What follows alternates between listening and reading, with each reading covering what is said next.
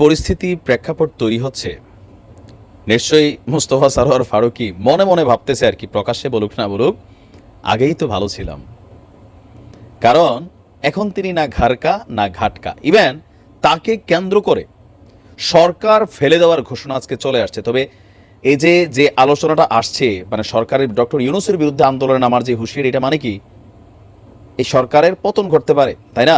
তবে পতন ঘটুক না ঘটুক, মোস্তফা সরোয়ার ফারুকীর কিন্তু পতন ঘটবে। ফারুকীকে উপদেষ্টা নিয়োগ দেওয়ার পর থেকে তার বিতর্ক থামছেই না। কেউ বলছেন যে বর্ণচোরা আওয়ামী লীগ সরকারের সময় যথেষ্ট পরিমাণ সুবিধা নিয়েছে, তিশারে কি বলা হয় যে বঙ্গবন্ধুর মাও বানাইছিল, ওই যে সর্বশেষ ছবিতে সম্ভবত। এর পাশাপাশি বাংলাদেশের আলেম সমাজকে নিয়ে মাওলানা শফি আহমেদ শফিকে নিয়ে বলছিল তেতুল হুজুর, এই শব্দগুলো তিনি কিন্তু লঞ্চ করছিলেন।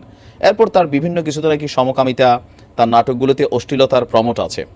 পাশাপাশি আওয়ামী লীগ সরকারের সময় সর্বোচ্চ পরিমাণ সুযোগ সুবিধা নিয়ে 2 সেক্টর স্টেটাস দিয়া তিনি যখন এই উপদেষ্টা পদে বসলেন, খোদ যারা সমন্বয়কদের লিড করছেন, সার্জিস হাসনাত থেকে শুরু করে, বিএনপি থেকে শুরু করে, অনলাইনে সমালোচনা থেকে শুরু করে, আজকে ফাইনালি আন্দোলনের হুঁশিয়ারি দিছে কে?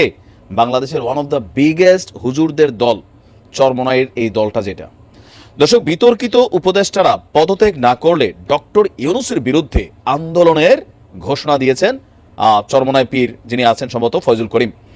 সংস্কৃতি বিষয়ক উপদেষ্টা ফারুকীকে যদি পদত্যাগ করতে বাধ্য করা না হয়, তাহলে কঠোর কর্মসূচির হুঁশিয়ারি ঘোষণা করা হয়ে গেছে। তো পরিস্থিতি যেই দিকে যাচ্ছে, ফারুকীর আমার মনে হয় যে সরকার হয়তো বাতিল করবে। তো বাতিল করলে ফারুকীর অবস্থাটা কি হবে আপনি একবার চিন্তা করছেন? যে মান সম্মান একটা লেভেলে পাইছিল, তো এই যে দ্বিতীয় স্বাধীনতা ফারুকী যেটা নিয়ে খুব সেলিব্রেশন করছিল, আজকে সেই স্বাধীনতার যুগে ফারুকীর অবস্থানটা কি হচ্ছে? আওয়ামী লীগের কাছে তো আর মানে 15 বছর এই যে নানান স্ট্যাটাস দিয়েছেন যে গোপনে গোপনে কেমনে কেমনে আওয়ামী লীগ পতনের জন্য তিনি কাজ করে গেছেন, এগুলো তো এখন প্রকাশিত। আবার অনেক কিছু তিনি ডিলিট দেয়া শাপলা চত্বর নিয়ে তার যে বক্তব্য ছিল, সেই পোস্টগুলো তিনি ডিলিট দিয়ে দিচ্ছেন। কিন্তু যারা এগুলো স্ক্রিনশট রাখার, তারা নাকি স্ক্রিনশট রাখা দিচ্ছে। আসিফ মাহতাব বলতেছে আমি নিজে ভাই স্ক্রিনশট রাখছি, এখন তিনি এগুলো ডিলিট দিয়া বিভিন্ন স্ট্যাটাস দেন। এখন তিনি কাজ করেন কখন? অনেকের মন্তব্য যে সারাদিন এর কমেন্ট ওর কমেন্টে, বা এর বক্তব্যে ওর বক্তব্যে, ফেসবুকে তিনি নিজেকে জাহির করার চেষ্টা করছেন। আবার অতি বিপ্লবী সাজার জন্য বঙ্গবন্ধুর ছবি নামিয়েছেন। এগুলা কইরা মানে থাকে না যে একটু নতুন মুসলিম, নব্য মুসলিম হইলে যেটা একটু আলকা ওভার চার্জ থাকে, এরকম কিন্তু তিনি প্রকাশ করার চেষ্টা করছেন। বলছেন 12 মাসই খালি বিপ্লবী, জুলাই সুখ হবে, এরকম নানান স্ট্যাটাস দিচ্ছেন। কিন্তু এগুলা কইরা শাক দিয়া মাছ ঢাকা যাচ্ছে না। অবশেষে চরমনাইয়ের শায়েখ মুফতি সৈয়দ মোহাম্মদ ফয়জুল করিম তিনি বলছেন যে ডক্টর ইউনূস, আপনার বিরুদ্ধেও কিন্তু আন্দোলন শুরু করতে হবে।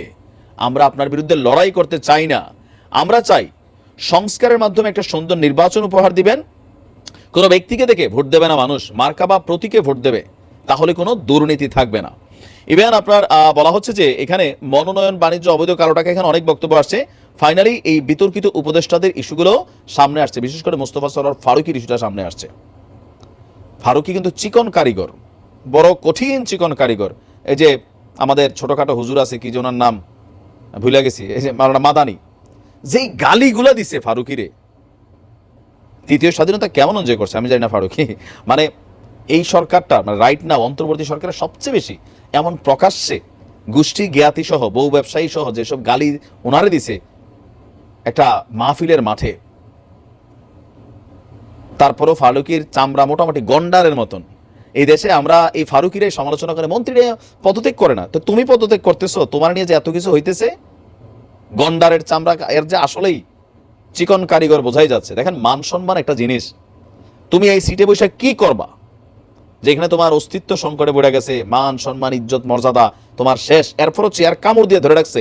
আর এমপি মন্ত্রীরা তো টাকা বানায়, তারা কেন ধরবে না? এটা তো বাস্তব না? লাজ লজ্জা আছে মনে হচ্ছে। তো পরিস্থিতি খারাপের দিকে যাচ্ছে, চারদিক থেকে ঘোষণা আসছে। এবার ডক্টর ইউনূস সম্ভবত উপদেষ্টারা যে কোনো সময় সিদ্ধান্ত নিতে পারে, ফারুকীর তো ভাই গেম ওভার। আর নতুন সরকারের জন্য গলার কাটা হয়ে দাঁড়াবে। সবাই কিন্তু এই পয়েন্টে আটকানো, একের পর এক চাঞ্চল্যকর তথ্য বের হচ্ছে ফারুকীর। তো আশা করি খুব শীঘ্রই ফারুকী সসম্মানে এই পদ থেকে পদত্যাগ করবেন, আর নয়তো জনগণ তাকে টেনে হিস্ট্রে ভালোবাসা দিবে, ফুটফুটে সুন্দর।